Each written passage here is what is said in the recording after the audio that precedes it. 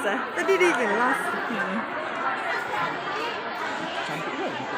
Gitu mah.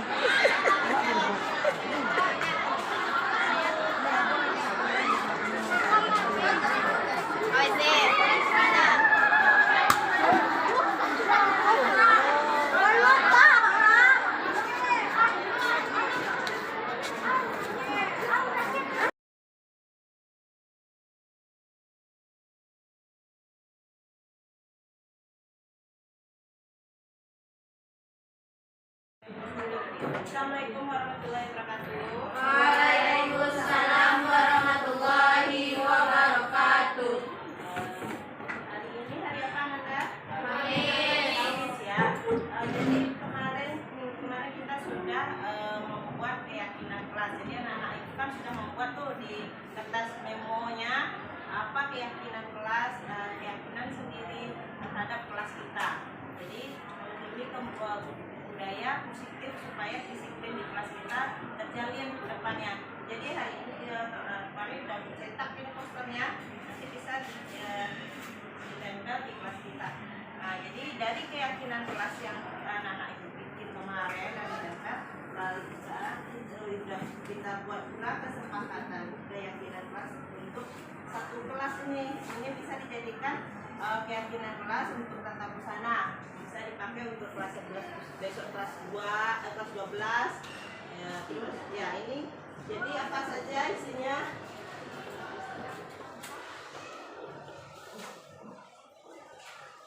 Ada diskusi lagi. Nah, di sini apa saja tampak? Nah, kami siswa yang selalu menjaga kebersihan ruang kelas. Kemarin banyak yang menyatakan begitu ya, menjaga kebersihan kelas. Lalu apa lagi? Kami siswa yang selalu saling menghargai sesama dan saling membantu. Sepakat ya? Sepakat. Kemarin itu anak itu bilang saling menghargai, jangan mengganggu temannya, tugasnya harus disiplin, harus dikumpulkan tepat waktu. Lalu apa lagi nih?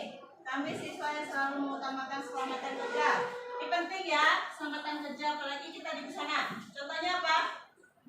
Menjahit. Nah, apa hal-hal yang sering anak-anak ibu hadapi? Jarum patah, apa lagi? Baju bolong. Apa yang terjadi? Setrika ini paling sering ya. Setrika, borsong, katanya. Lalu alas kaki, ini kan penting sekali karena mesin kita itu pakai listrik ya, harus pakai alas kaki kalau menjahitnya. Lalu apa lagi nih? Kami siswa yang selalu menerapkan budaya 5S. Apa saja 5S itu? Senyum, sabar, salam, sopan, santun. Ya, tahu semua ya. Ada diterapkan? Ada. Lalu apa yang terakhir? Kami siswa yang rajin belajar dan disiplin waktu. Benar ya? Nah, ini artinya tugas. Assalamualaikum warahmatullahi wabarakatuh. Perkenalkan, nama saya Hanifah Denanur dari kelas 11 bersama 1. Di sini saya akan menjelaskan tentang keyakinan kelas dalam mewujudkan budaya positif menurut pendapat saya. Keyakinan kelas dibuat berdasarkan keinginan siswa dan menurut kesadaran siswa dan tidak ada paksaan dari ibu guru. Menurut saya, keyakinan kelas sangat penting sekali karena dapat membangun mindset siswa.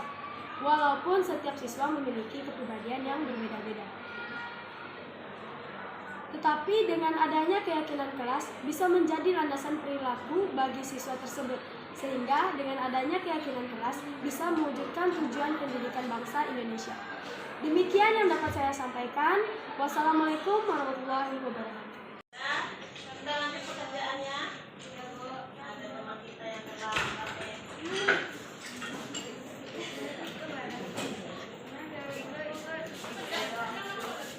ya, kemarin baru 7 orang yang potong. Sekarang lanjutkan yang sudah siap tugas semuanya boleh potong. Dela, hari ini Dela hadir jam berapa, Nak? Jam 7:30, Bu. Dela tahu jam berapa kita masuk ke sekolah? Tahu, Bu, jam 7. Oke, berarti Dela datang terlambat hari ini dong. Nah, Ibu yakin kita bisa menyelesaikan masalah Dela dengan baik. Nah, Dela pasti punya alasan kenapa Dela hadir tidak tepat waktu. Iya Bu, saya hari ini bangun kesiangan. Kenapa Dela sampai bangun kesiangan, Nak? Malam tadi Dela ngerjain tugas mendesain gaun Bu sampai larut malam. Oke, mengerjakan tugas memang penting. Sekarang mari kita bicara tentang keyakinan kelas. Apa yang kita percaya? Yang mana yang belum Dela tunjukkan?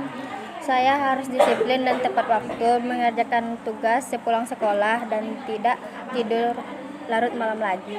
Oke, Dela ingat dengan baik keyakinan kelas kita. Kita sepakat yang kita sudah sepakati. Ibu yakin Dela bisa menjadi siswa yang lebih baik ke depannya. Assalamualaikum warahmatullahi wabarakatuh. Perkenalkan, nama saya Adela dari kelas 11 Busana 1. Awalnya saya mengira Bu Nela akan marah karena saya datang terlambat. Namun ternyata Bu Nela memberikan saya arahan dan bimbingan agar saya menjadi pribadi yang lebih baik. Terima kasih Bu Nela. Assalamualaikum warahmatullahi wabarakatuh. Warahmatullahi wabarakatuh. Alhamdulillah, puji syukur kita kehadiran Allah karena pada hari ini Sabtu tanggal 28 Januari 2023 kita bisa hadir dalam ruangan ini dalam rangka diseminasi aksi nyata budaya positif pendidikan guru penggerak Ibu Nela Kusuma MPD. Kemudian selanjutnya salawat dan salam tidak lupa kita sampaikan kepada Nabi junjungan kita, yakni Nabi besar Muhammad Sallallahu Alaihi Wasallam dengan hantaran kata Allahumma sholli ala Sayyidina Muhammad wa ala ali Sayyidina Muhammad.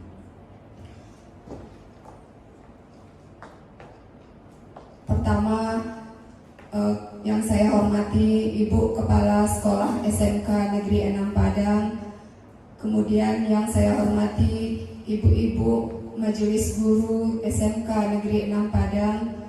Kemudian yang saya hormati teristimewa Ibu Nela Kusuma dalam hal ini diseminasi aksi nyata budaya positif pendidikan guru penggerak. Untuk pertama, marilah kita minta arahan dari Ibu Kepala Sekolah kita kepada Ibu, kami persilakan. Terima kasih. Assalamualaikum warahmatullahi wabarakatuh. Alhamdulillahirabbil alamin, asyhadu an la ilaha illallah wa asyhadu anna Muhammadar Rasulullah.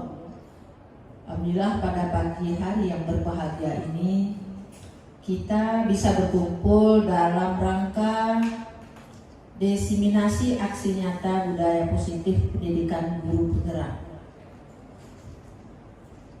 Yang saya hormati Ketua Program Keahlian Tata Busana beserta guru-guru teristimewa pada Ibu Nela, guru penggerak, guru hebat SMK Negeri 6 Padang, yang mana pada pagi hari ini akan mempresentasikan diseminasi aksi nyata budaya positif pendidikan guru penggerak.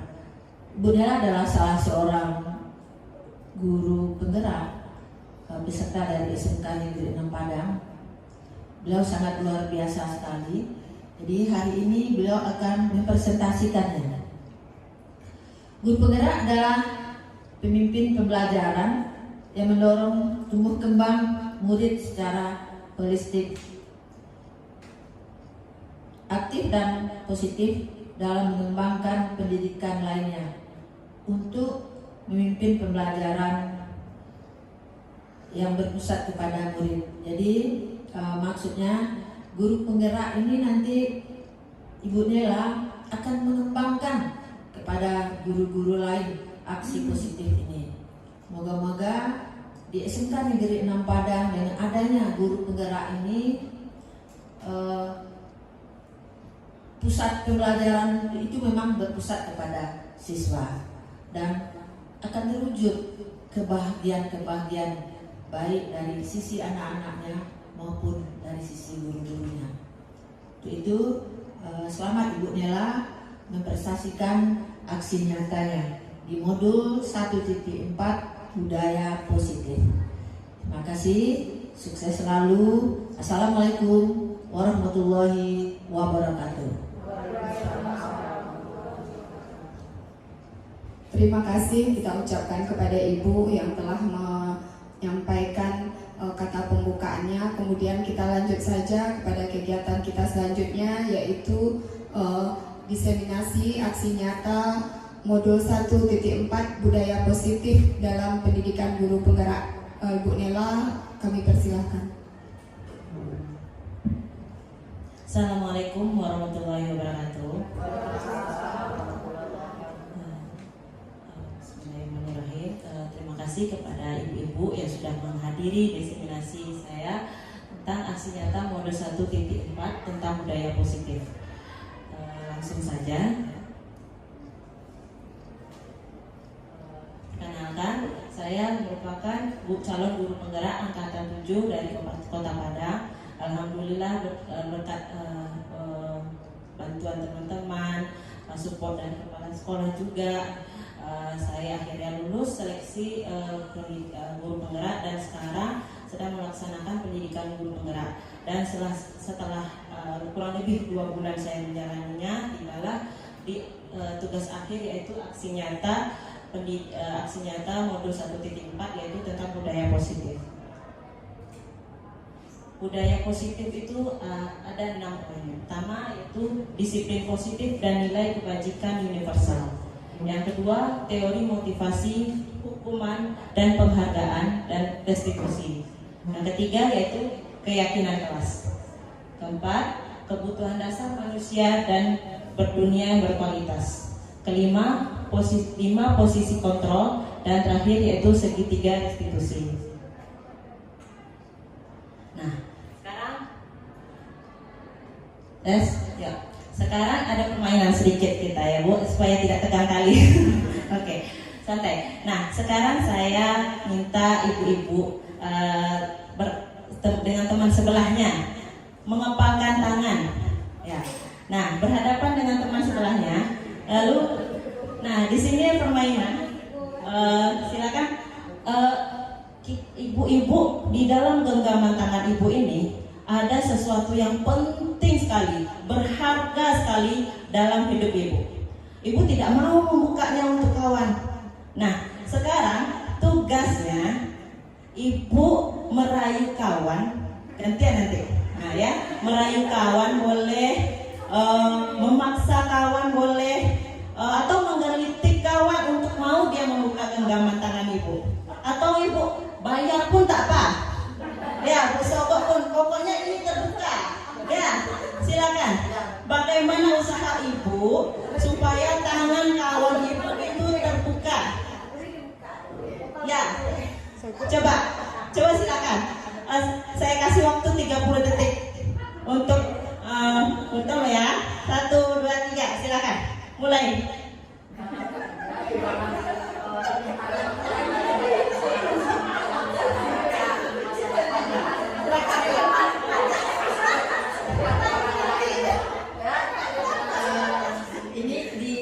Garis tangan kita ini, di telapak tangan kita ini kan ada garis-garis yang bisa dibaca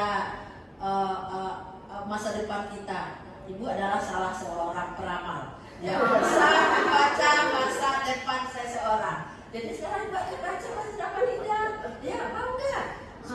Masa depannya. Boleh Bu, tapi Ida juga punya kepandaian yang sama dengan Ibu. Ida juga bisa sedikit-sedikit baca garis tangan yang tertulis di telapak tangan orang masing-masing. Gimana kalau Ibu duluan yang buka? Ya, ada yang terbuka? Ada yang membuka tangannya? Ada yang bisa berhasil membuka tangannya? Siapa? Ada yang terbuka? Ayo. Ada yang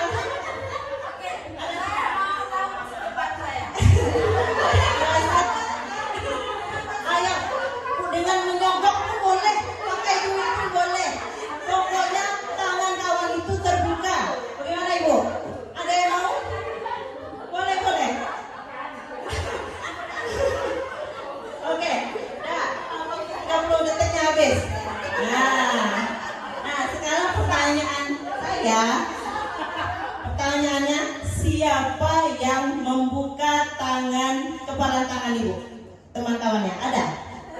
Tidak ada. Kedua, tidak ada yang mau membuka. Ada yang membuka. Nah, coba kita tanyakan jawabannya. Ya, kenapa alasannya bisa terbuka? Tak dipaksa tadi Bu, tapi boleh dipaksa, boleh disogok. Dipaksa sama Feby. Lalu masa mau dia dibuka. Nah, sekarang halo tes. Nah, sekarang halo tes. Oke. Nah, sekarang siapa yang menutup? Keduanya menutup? Semuanya menutup? Oke. Nah, sekarang pertanyaan saya, apa alasan ibu kenapa ini harus kenapa ibu tidak mau membukanya? Nah, kenapa ibu? Oke, silakan ibu Des.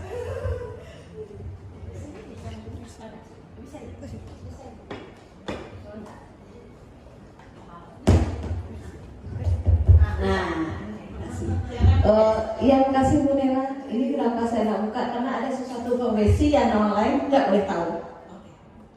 Dan itu rahasia saya pribadi, orang lain nggak boleh tahu.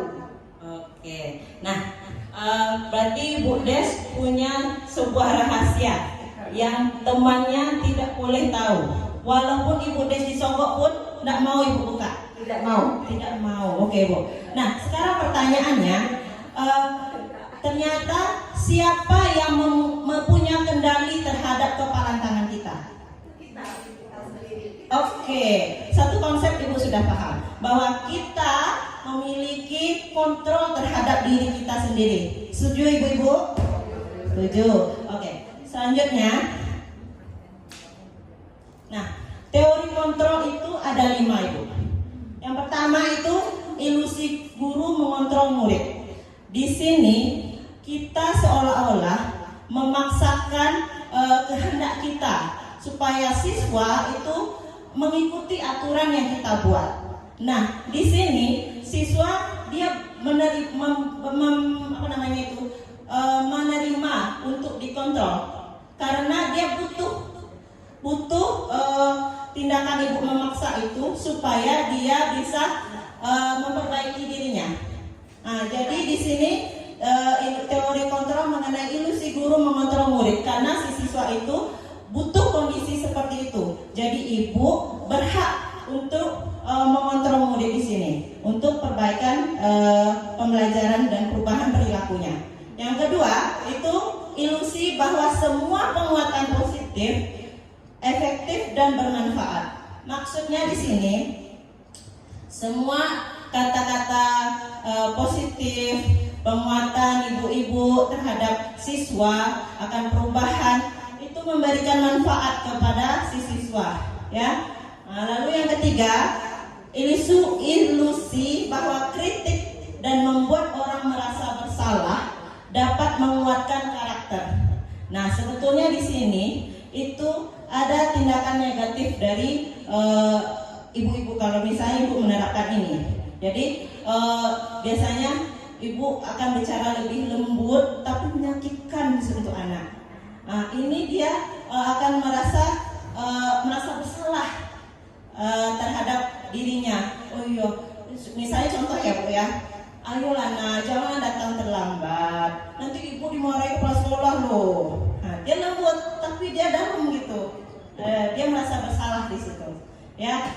Lalu yang ketiga, yang keempat, ilusi bahwa orang dewasa memiliki hak untuk memaksa.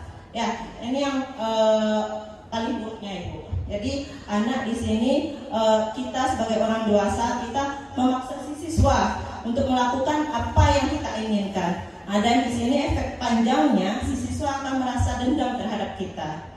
Ya, karena ini semoga kita hindari sekali supaya nanti kalau seandainya siswa kita sudah tamat, jadi dia tetap akan bertegur sapa dengan kita, bersalam. Pokoknya ini yang harus berusaha kita untuk hindari.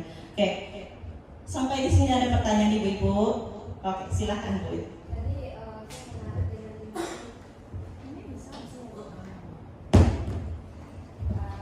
Terima kasih Bu Nela.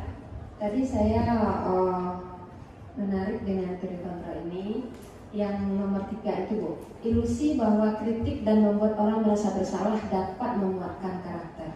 Nah, apakah ini bagus kita laksanakan Ibu? Mungkin tadi saya kurang paham, Ibu tolong dijelaskan lagi.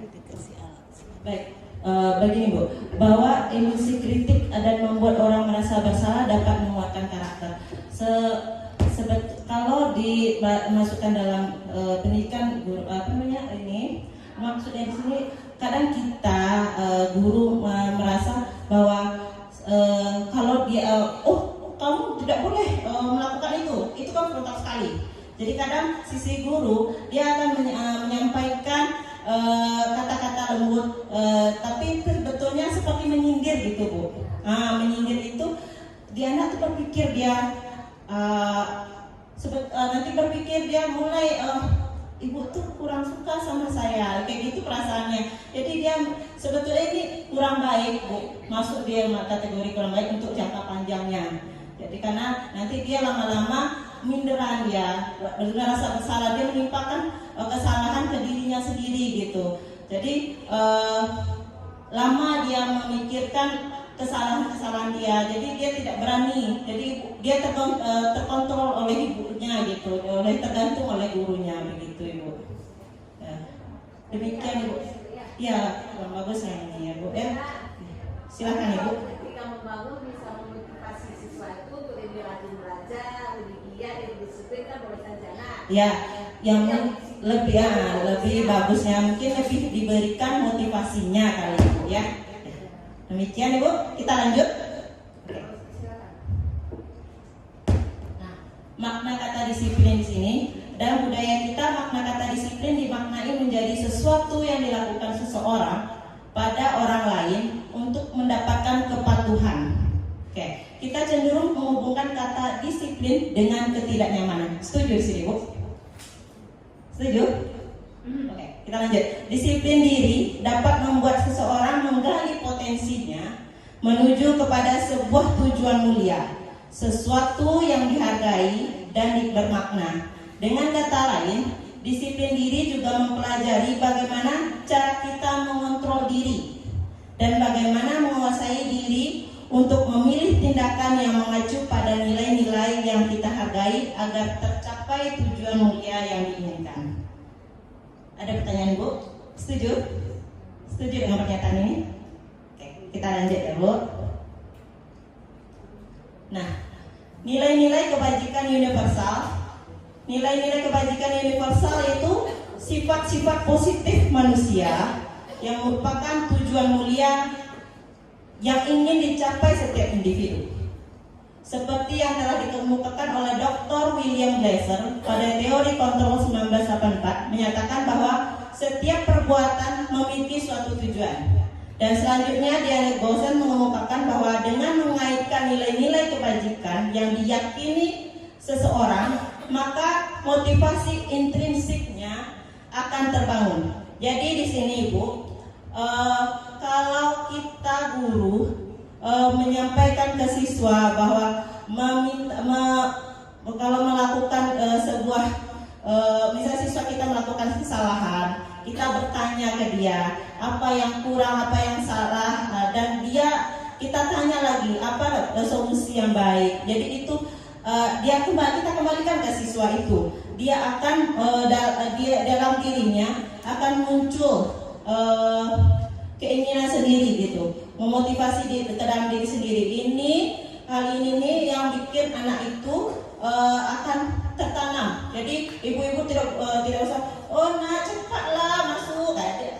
Kalau Anda udah terlambat nih. Jadi kadang kesadaran dari dirinya, motivasi intrinsik dalam dirinya. Jadi kalau sudah tertanam, maka si siswa itu memiliki kesadaran sendiri untuk untuk berubah ke arah yang lebih baik. Ya Bu. Lalu sehingga menggerakkan motivasi dari dalam untuk mencapai tujuan mulia yang diinginkan. Ini yang saya maksud tadi. Ya, tentunya nilai-nilai kebajikan universal yang kita terapkan di sekolah sudah berjalan dan sudah kita kenal dengan ini profil pelajar Pancasila. semua sudah termaktub. Dan itu ada pertama, beriman bertakwa kepada Tuhan yang Maha Esa dan berakhlak mulia. Bahwa siswa harus memiliki ketakwaan kepada Tuhan yang Maha Esa, bahwa mereka meyakini bahwa Tuhan mereka, setiap apapun yang mereka lakukan, bahwa Tuhan menyertai mereka, melihat mereka apa yang mereka lakukan, jadi merasa takut melakukan sebuah kesalahan. Lalu pelajar itu mandiri. Yang kedua mandiri ya Bu ya, profil pelajar Pancasila mandiri. Jadi siswa mandiri di sini melakukan tugas tanpa misalnya kita berikan tugas ini, mereka akan mengerjakan sendiri gitu. Jika butuh bantuan, kita sebagai guru mereka membimbing mereka saja. Jadi tujuannya siswa itu lebih mandiri supaya kedepannya setelah mereka bertamat, tentunya kita jurusan busana berharap bahwa alumni busana itu bisa bekerja setelah tentunya kita berharap ya siswa kita banyak yang punya usaha sendiri ya Bu ya. Jadi itu salah satu tujuan kita gitu. Lalu bernalar kritis. Nah, bernalar kritis, makasih Ibu. Bernalar kritis di sini si siswa dia berpikir bahwa apa yang menjadi keputusan. Misal kalau kita di sana Ibu, siswa apa ya saya akan jadi apa setelah tamat. Dia akan berpikir di sana. Jadi dia mulai belajar untuk serius apa yang akan mereka lakukan untuk masa depannya. Lalu berkebinekaan global ya, bahwa kita siswa itu mereka berbeda-beda.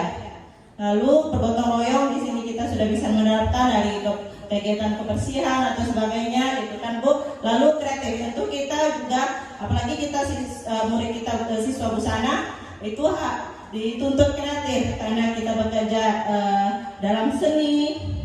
Lalu bagaimana untuk menciptakan lapangan pekerjaan nantinya, mereka harus berpikir untuk kreatif supaya berbeda dengan orang lain. Di sini ada pertanyaan Ibu. Oke, pas kita lanjut lagi. Oke, 3 motivasi perilaku manusia. Menurut Diana Gosson dalam bukunya Restructuring School Discipline menyatakan ada 3 motivasi perilaku manusia. Pertama, untuk menghindari ketidaknyamanan atau hukuman. Yang kedua, untuk mendapatkan imbalan atau penghargaan dari orang lain. Dan ketiga, untuk menjadi orang yang mereka inginkan dan menghargai diri sendiri dengan nilai-nilai yang mereka percaya. Dari ketiga ini, ibu-ibu milih yang mana?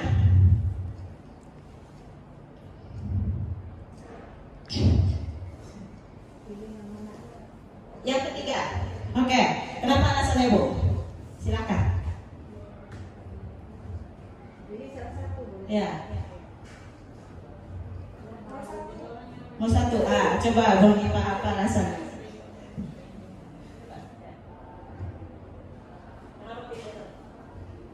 Karena menghindari untuk kena hukuman dan terbuat tidak ada hukuman. Oke. Jadi ini ketakutan terhadap hukuman. Menurut ibu-ibu hukuman itu baik atau enggak? Tergantung. Nah, yang menjawab tergantung. Mohon penjelasannya Ibu. Nah, ayo.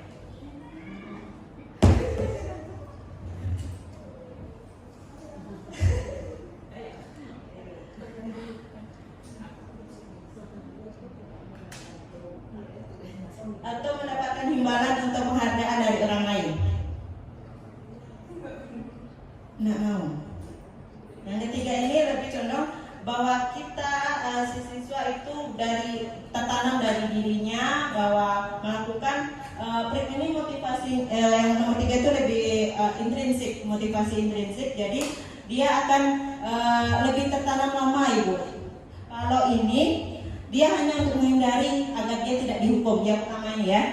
Jadi bagaimana si siswa ini melakukan supaya dia misalnya dia datang tepat waktu supaya dia tidak dihukum oleh guru piket tidak membersihkan sekolah, lingkungan sekolah gitu. Lalu yang kedua itu hanya untuk mengharapkan imbalan. Ya, jadi motivasinya saat ini kurang bagus ya. Jadi saat si siswa itu tidak mendapatkan penghargaan atau imbalan lagi, mereka berkurang itu motivasinya. Nah, yang bagus itu yang ketiga ya Ibu. Nah, dia tertanam dari dirinya, dia memang ingin berubah untuk dirinya gitu. Jadi tidak dipengaruhi oleh orang lain. Oke. Ada pertanyaan Ibu? Pas. Ya, kita lanjut. Oke. Hukuman itu bersifat tidak terencana, ya, atau tiba-tiba. Anak atau murid tidak tahu apa yang terjadi dan tidak dilibatkan. Betul ya Bu ya? Oh, hukuman itu satu arah. Lalu hukuman bersifat satu arah dari pihak guru yang memberikan, dan murid hanya menerima suatu hukuman tanpa melalui suatu kesepakatan atau pengarahan dari pihak guru, baik sebelum atau sesudahnya. Hukuman diberikan bisa berupa fisik maupun psikis. Fisik misalnya kayak tadi contohnya siswa terlambat disuruh membersihkan lingkungan sekolah. Sebenarnya baik kalau sekolah kita bersih jadinya ya kan. Misalnya kurang baik misalnya hukuman fisik. Oh, anak tuh kalau terlambat suruh keliling lapangan. Nah, itu kurang menurut saya. Oke. Lalu psikis misalnya ini kayak dengan kata-kata kasar gitu maksudnya ya Bu ya. Lalu murid akan disakiti oleh suatu perbuatan atau kata-kata. Oke. Sampai di sini ada pertanyaan Ibu? Oke, silakan Ibu. Terima kasih Bu. Ini saya mau bertanya Bu. Hukuman misalnya ini Bu. Kita sudah berjanji dengan anak bahwa minggu depan kita akan melaksanakan minggu depan kita akan mengumpulkan suatu tugas. Nah, kita sudah sepakati sebelumnya. Kemudian, nanti gimana Nanda kalau Nanda buat, misalnya kalau Nanda buat bagaimana? Terus kena sanksi Bu, katanya seperti itu. Ya, bersedia kena sanksi? Ya Bu. Oke, ya kita sepakat ya. Ya. Setelah itu minggu depannya kita ketemu sama anak, ada beberapa anak yang tidak mengerjakan tugas. Nah, kita kembalikan ke kesepakatan awal. Kita bertanya sama anak, bagaimana kesepakatan kita dulu? Nah, Anda merasa bersalah enggak? Iya Bu. Merasa melanggar enggak? Iya Bu. Nah, kalau melanggar gimana? Nah, sanksi Bu. Nah, apa kira-kira sanksinya? Nah, kita minta lagi ke anak, apa kira-kira misalnya, nah, nyapu Bu, setuju? Nyapu ini karena Anda tidak bertugas ya Bu. Nah, pertanyaannya apakah ini termasuk hukuman Ibu? Terima kasih. Oke, terima kasih Ibu. Yang menurut Ibu Wit pilih tadi itu bukan masuk hukuman, itu namanya masuk ke restitusi. Nah, nanti kita lanjut Bu, ya itu masuk ke bagian restitusi. Selanjutnya, sebentar ya Bu Wit, nanti terjawab. Oke, kita yang kedua konsekuensi. Jadi konsekuensi itu sudah terencana atau sudah disepakati, sudah dibahas dan disetujui oleh murid dan guru. Umumnya bentuk-bentuk konsekuensi dibuat oleh pihak guru dan murid sudah mengetahui sebelumnya. Sebenarnya masuk juga ya tadi konsekuensi Bu. Yang akan diterima bila ada pelanggaran. Pada konsekuensi murid tetap dibuat tidak nyaman untuk jangka waktu pendek. Nah, di sini kuncinya Ibu, apakah si siswa itu nyaman atau tidak gitu. Jadi kalau seandainya siswa itu dia menerima, kan tadi kesepakatan tadi kata Bu kan, kalau si siswa itu tidak nyaman dengan hukuman yang disepakati tadi, ini masuk kategori ini. Itu dia. Tapi itu untuk jangka waktu pendek. Jadi si siswa tidak ada dendam karena sebetulnya mereka udah membuat kesepakatan juga dengan kita kan tadinya. Nah, di sini namanya konsekuensi. Lalu coba kita lihat lagi yang restitusi. Apa perbedaannya? Oke, silakan lanjut. Oke, restitusi adalah proses menciptakan kondisi bagi murid untuk memperbaiki kesalahan mereka sehingga mereka bisa kembali pada kelompok mereka dengan karakter yang lebih kuat. Restitusi juga merupakan proses kolaborasi yang mengajarkan murid untuk mencari solusi untuk masalah mereka dan membantu murid berpikir tentang orang seperti apa yang mereka inginkan dan bagaimana mereka harus memperlakukan orang lain. Nah, kalau restitusi di sini, si siswa si tugas guru hanya bertanya. Dia sama seperti seperti yang disampaikan Bu tadi, bahwa kita sudah melakukan keyakinan kelas, kesepakatan kelas. Nah, kemarin itu bagaimana kesepakatannya, apa solusinya? Siswa yang menjawab semua pertanyaan kita. Tugas kita hanya menanyakan. Lalu dia belajar untuk memperbaiki dirinya. Kalau dia merasa nyaman dengan apa yang mereka yakini, ini masuk restitusi. Jadi kalau kita melakukan restitusi, si siswa tidak merasa dendam terhadap kita. Jadi tidak merasa, dia nyaman juga untuk merubah dirinya, begitu Ibu. Ya, terjawab Ibu. Terima kasih. Kita lanjut.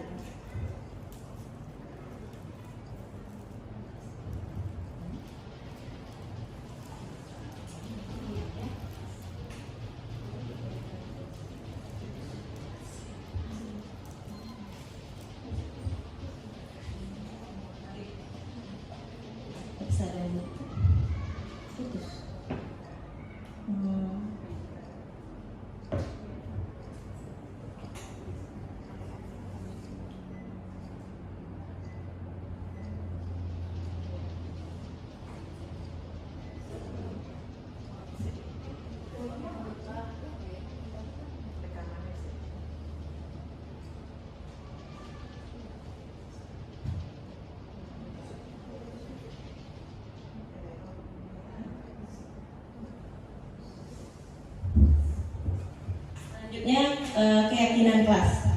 Jadi nilai-nilai kebajikan yang menekankan pada keyakinan kelas seseorang akan lebih memotivasi seseorang dari dalam dirinya. Jadi seseorang akan lebih tergerak dan bersemangat untuk menjalankan keyakinannya daripada hanya sekedar mengikuti serangkaian peraturan tertulis tanpa makna. Lalu murid-murid pun demikian, mereka perlu mendengarkan dan memahami arti sesungguhnya tentang peraturan-peraturan yang diberikan. Apa nilai-nilai kebajikan di balik peraturan tersebut? Lalu apa tujuan utamanya, dan menjadi tidak tertarik atau takut sehingga hanya sekadar mengikuti serangkaian peraturan yang mengatur mereka tanpa memahami tujuan mulianya. Jadi keyakinan kelas di sini, ibu-ibu dan siswa membuat kesepakatan, ya, bebas mereka berpendapat. Siswa ibu suruh berpendapat apa yang peraturan apa untuk diri mereka sendiri yang mereka yakini bahwa ini akan merubah mereka. Dia yang menulis sendiri apa yang akan mereka lakukan sebaiknya untuk perbaikan untuk diri mereka di kelas. Lalu apa solusi-solusi yang mereka bisa berikan. Jadi kita meminta siswa untuk mencari solusi apa yang terbaik untuk dirinya. Jadi di sini saya buatkan keyakinan kelas tata busana. Ini berupa poster Ibu, bahwa ini kegiatan keyakinan kelas kami di kelas 11 busana 1. Jadi siswa kita minta untuk menulis apa yang mereka sepakati, ya, teriyakini untuk perbaikan diri di kelasnya. Jadi kita tidak mengacu pada peraturan-peraturan. Jadi mereka berpikir sendiri mana yang baik untuk apa yang mereka lakukan gitu. Jadi ada macam-macam Ibu dia nulis. Tugas itu harus dikerjakan tepat waktu. Mereka sendiri yang menulis. Ya. Lalu jaga kebersihan, jangan berisik katanya. Tidak boleh ganggu kawan. Itu peraturan yang mereka buat sendiri. Jadi itu yang mereka suka yakini. Lalu kita buatkan kesepakatannya. Keyakinan di sini kita buatkan posternya. Bahwa ini kita simpulkan bahwa kami siswa yang selalu menjaga kebersihan ruangan kelas. Ini mereka setujui dan mereka sepakati. Lalu kami siswa yang selalu saling menghargai sesama dan saling membantu. Ya, bahwa dalam tugas-tugasnya mereka akan selalu berusaha untuk bekerja dan selalu membantu kawannya dalam mengerjakan tugas-tugas di kelas. Lalu kami siswa yang selalu mengutamakan keselamatan kerja. Ini penting sekali, apalagi kita busana, bahwa semua pekerjaan kita itu memiliki resiko dan bahayanya ya Bu ya. Jadi mereka dari dalam diri mereka tertanam untuk menjaga keselamatan kerja mereka sendiri. Lalu yang selanjutnya kami siswa yang rajin belajar dan disiplin waktu. Yang dari kesepakatan mereka dia akan mengerjakan tugas tepat waktu, hadir tepat waktu. Ini masuk ke bagian sini. Lalu kami siswa yang selalu menerapkan budaya 5S. Apa ibu-ibu? Apa 5S Bu? Salam, sopan, santun, sapa, senyum. Oke, lanjut. Hafal ibu ya. Oke, ini udah tadi. Lanjut. 5 kebutuhan dasar manusia. Yang pertama yaitu kebutuhan bertahan hidup. Kebutuhan bertahan hidup kita tentunya itu seperti kebutuhan yang sudah melekat dalam diri kita sendiri Bu ya. Bagaimana kita untuk bertahan hidup seperti makan atau rumah dan sebagainya itu udah masuk sini. Kasih sayang dan rasa diterima. Tentunya siswa juga butuh. Kadang siswa yang bermasalah sebenarnya bukan dia mencari bukan bermasalah, dia cuma kurang butuh kasih sayang dan rasa diterima yang mereka melakukan, makanya mereka terjadi berbeda gitu. Kenapa siswa itu tidak sama dengan yang lain? Kenapa dia bermasalah itu? Dia terkadang siswa itu butuh kasih sayang, mungkin tidak dapat di rumah, jadi dia mencari perhatiannya di sekolah. Oke, lanjut Bu. Lalu penguasaan. Penguasaan di sini dia butuh rasa butuh penguasaan untuk dirinya. Maksudnya di sini dia belajar untuk kadang siswa ini dia pingin bahwa daerah ini dia memiliki kemampuan itu gitu. Dia menguasai itu. Lalu siswa itu pingin pula kebebasan. Bagaimana dia berpendapat, bagaimana dia mengupdate dirinya. Lalu juga ada kebutuhan dasar mengenai kesenangan. Lanjut. Oke, dunia berkualitas saya. Di sini saya minta ibu-ibu membuat lingkaran kehidupan bahwa apa yang terbaik dalam hidup ibu yang sudah ibu capai. Jadi dunia berkualitas yaitu tempat khusus dalam pikiran kita, tempat kita menyimpan gambaran representatif. Oke. Ya, jadi tugas ibu-ibu di sini, saya minta menggambarkan boleh dalam pikirannya apa yang sudah hal terbaik apa yang sudah ibu-ibu lakukan dalam pencapaian terbaik hidup ibu gitu. Jadi hal-hal yang apa saja yang terbaik dalam hidup kita dan membuat kita merasa bahagia dan terpenuhi kebutuhan dasar kita. Ada yang mau menyampaikan pendapatnya? Udah terpikir apa gitu pencapaian terbaiknya? Dan ini mempengaruhi kehidupan untuk selanjutnya. Misalnya anak saya sudah bekerja, itu pencapaian terbaik menurut itu salah satu contoh ya Bu. Atau ada yang pendapat lain begitu. Atau sudah punya cucu, atau sudah punya gaji sendiri gitu. Atau sudah tamat S2-nya saya. Oke, silakan mau. Mungkin di sini dunia berkualitas menurut kita masing-masing itu berbeda-beda ya. Bisa jadi dunia berkualitas menurut saya belum tentu sama dengan Bu Yuli. Nah, bagaimana kalau kita minta saja yang terlebih dahulu yang mau menyampaikan, nanti mungkin bisa minta 1 atau 2 pendapat dunia berkualitas menurut saya. Oke, silakan ada yang menyampaikan pendapatnya.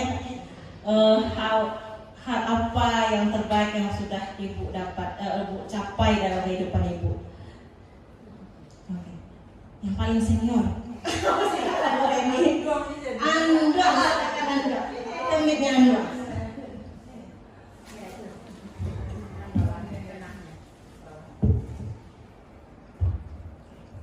Bismillahirrahmanirrahim. Assalamualaikum warahmatullahi wabarakatuh.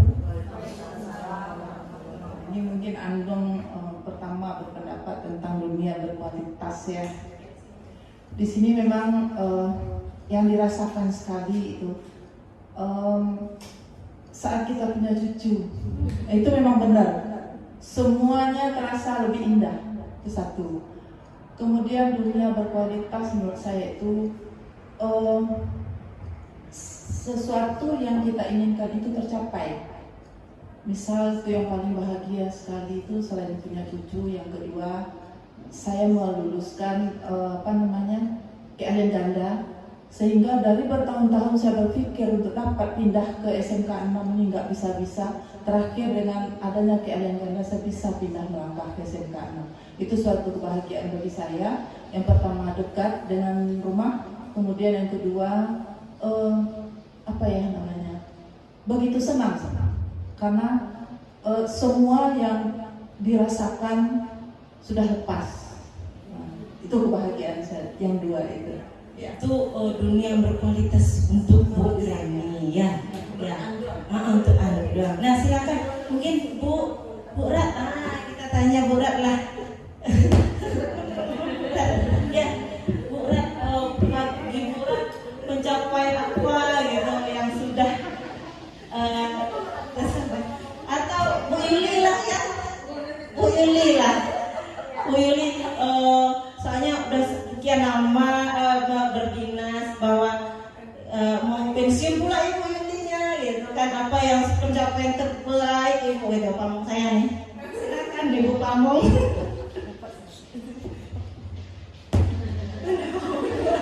Tidak tersampaikan dengan kata-kata pencapaian Bu Yuli. Oke, terima kasih Ibu. Kita lanjut selanjutnya 5 posisi kontrol.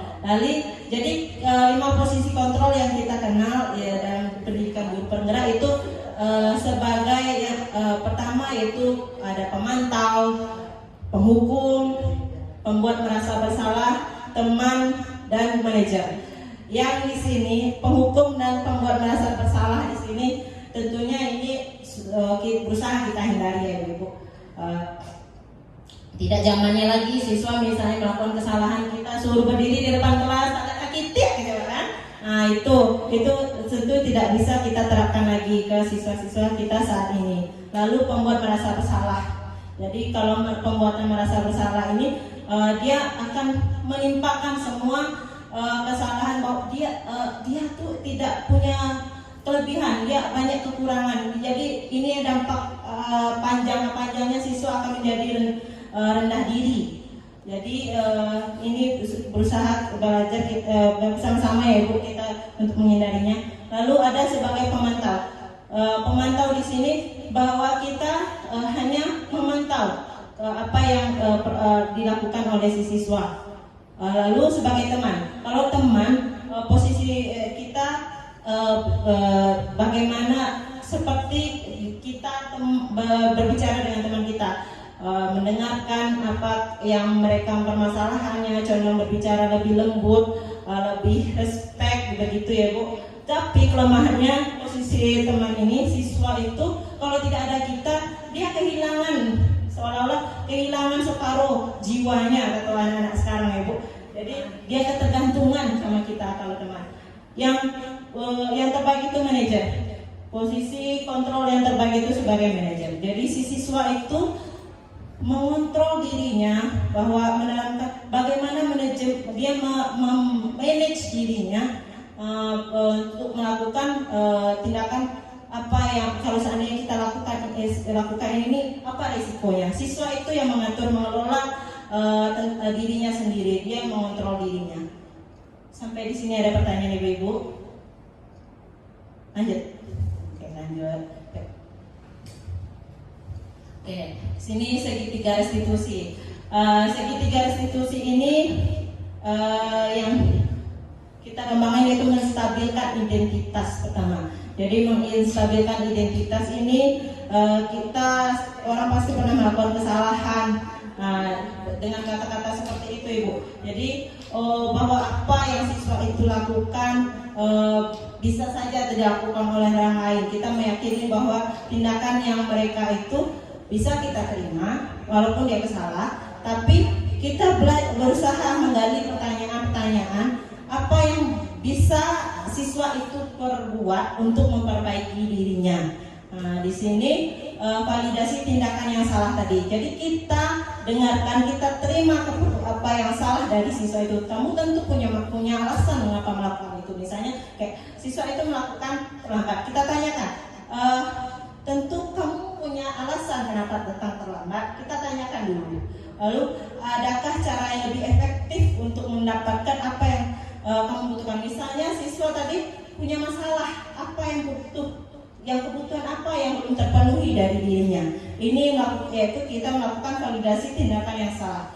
Lalu menanyakan keyakinan kelas. Jadi kita kembalikan lagi ke keyakinan kelas yang sudah kita sepakati tadi gitu.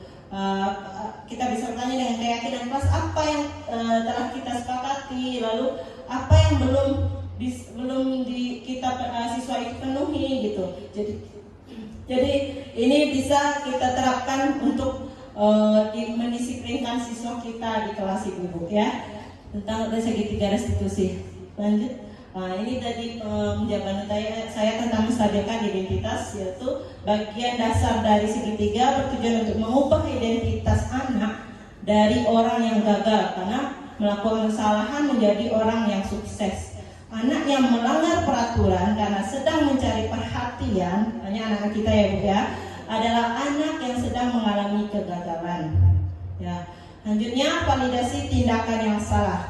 Guru harus memahami alasan dan paham bahwa setiap orang pasti akan melakukan yang terbaik di waktu tertentu. Lalu sebuah pelanggaran aturan seringkali memenuhi kebutuhan anak akan penguasaan atau power, walaupun seringkali bertabrakan dengan kebutuhan yang lain. Jadi kebutuhan akan kasih sayang dan rasa diterima. Lanjut. Menanyakan keyakinan kelas tadi, yaitu teori kontrol menyatakan bahwa kita pada dasarnya termotivasi secara internal. Ketika identitas sukses telah tercapai langkah 1 dan tingkah laku yang salah telah divalidasi, maka anak akan siap untuk dihubungkan dengan nilai-nilai yang dia percaya dan berpindah menjadi orang yang diinginkan. Ini yang kita harapkan Ibu. Bisa enggak ya?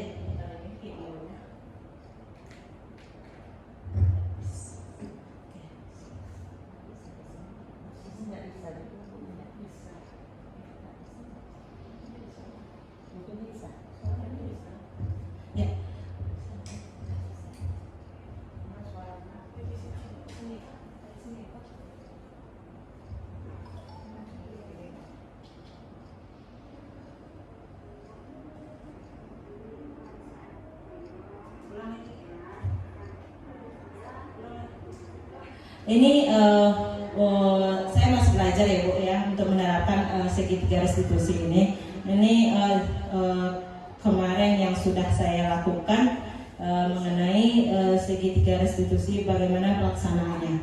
Oke, silakan Ibu.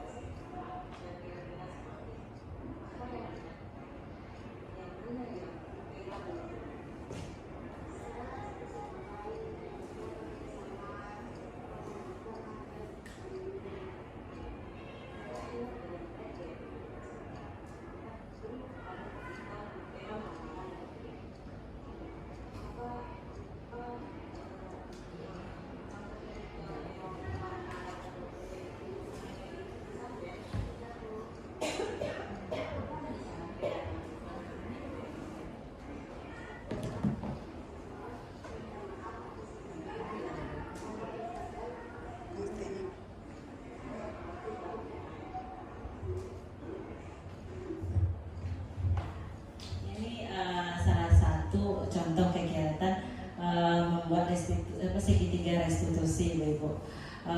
Masih belum sempurna tentunya karena saya masih belajar menerapkannya. Mungkin dari ibu-ibu ada masukan tentang video tadi, silakan.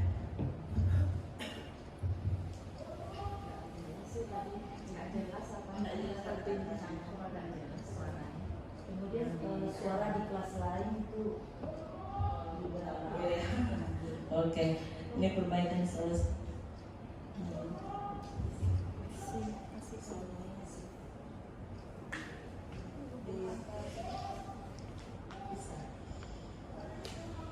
Atau kirim.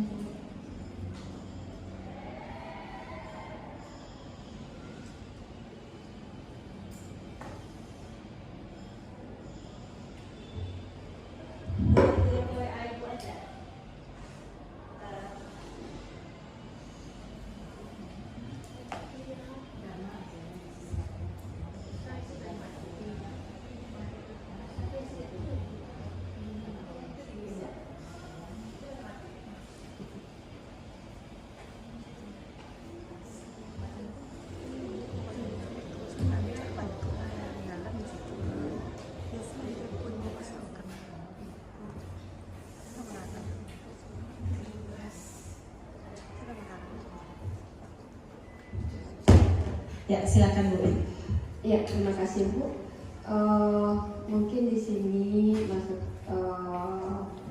yang saya lihat kurang lepas anak untuk mengeluarkan apa isi hatinya, sehingga waktu anak menyampaikan pendapat atau menjawab pertanyaan ibu, rasa ada agak sedikit takut-takut begitu. Mungkin untuk lebih ininya mungkin ada pertanyaannya atau gimana nya, sehingga anak itu kalau mengeluarkan pendapatnya nggak ada rasa kelihatan takut-takut begitu Bu. Mungkin itu kayaknya Bu. Terima kasih. Terima kasih Bu Wit. Ya begitu karena masih proses pembelajaran Ibu ya, nanti jadi bahan perbaikan untuk saya. Terima kasih Bu Wit.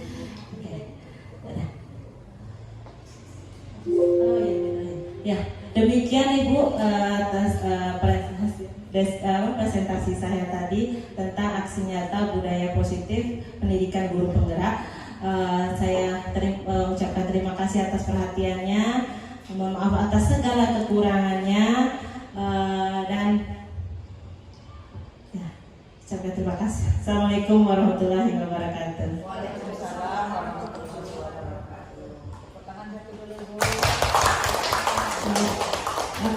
Aplaus dulu untuk Bu Nela sekali lagi Bu. Terima kasih Bu Nela. Kita sebagai guru-guru juga banyak sekali dapat pembelajaran yang berharga dari kegiatan diseminasi budaya positif kita pada hari ini. Mudah-mudahan kegiatan kita pada hari ini menjadi amal ibadah bagi kita. Saya sebagai moderator mohon maaf kalau ada salah dan khilafnya. Saya sudahi, wabillahi taufik wal hidayah. Wassalamualaikum warahmatullahi wabarakatuh. Waalaikumsalam warahmatullahi wabarakatuh. Warahmatullahi wabarakatuh. Perkenalkan, saya Zulbaidah dari SMK Negeri 6 Padang. Saya adalah rekan guru dari Ibu Nela Kusuma MPD, yang mana saya merasa sangat senang dan bangga karena Ibu Nela bisa terpilih menjadi calon guru penggerak Angkatan 7 Kota Padang. Nah, diseminasi adalah bentuk pengimbasan dari aksi nyata budaya positif yang dilakukan oleh guru penggerak, yang mana hal tersebut bisa membawa manfaat bagi kita semua, terutama bagi guru-guru yang bisa kita terapkan kepada peserta didik kita di masa sekarang dan di masa yang akan datang. Selamat kepada Bu Nela telah melaksanakan tugasnya sebagai guru penggerak dengan baik. Maju terus. Assalamualaikum warahmatullahi wabarakatuh.